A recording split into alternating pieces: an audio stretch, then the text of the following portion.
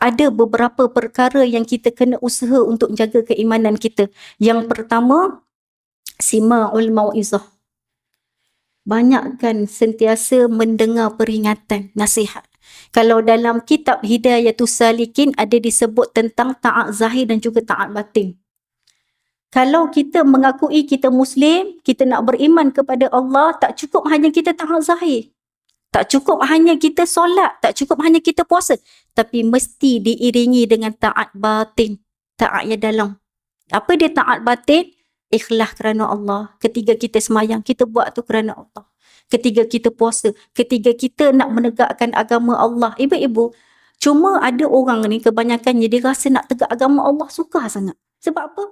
Yang kita mindset dalam kepala kita nak tegakkan agama Allah ni mesti kena jadi macam ustazah ni duduk kat depan berceramah. Mesti kena duduk macam Palestin tu, sediakan pistol kan berdepan. Bukan. Menegakkan agama Allah ni ibu-ibu, Allah kata intang surullah yang surukum.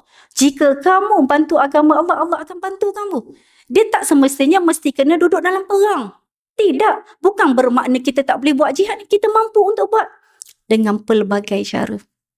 Antaranya ibu-ibu, kita cuba jauhi daripada serangan-serangan pemikiran liberal, pluralism dan juga orang-orang kafir. Bagaimana mereka nak menyesatkan akidah melalui yang disebut tadi. Dia menyesatkan melalui, kita panggil ghazwatul fikri, peperangan melalui serangan fikiran. Jadi hari ini orang-orang bijak pandai ni ibu, bagaimana dia boleh tersesat? Sebab terlalu bijak pandai. Kita tengoklah kebebasan kita bermedia sosial. Dekat media sosial kita nak belajar, search kat Google saja. Tak ada berguru kan. Lepas tu nak mudah kan. Lepas tu kita tengok dekat YouTube. Maksudnya benda tu dia kemudahan. Tapi kita kena cari juga sumber yang baik. Lagi-lagi hari ni AI. AI tu kan kemudahan-kemudahan. GPT dan sebagainya.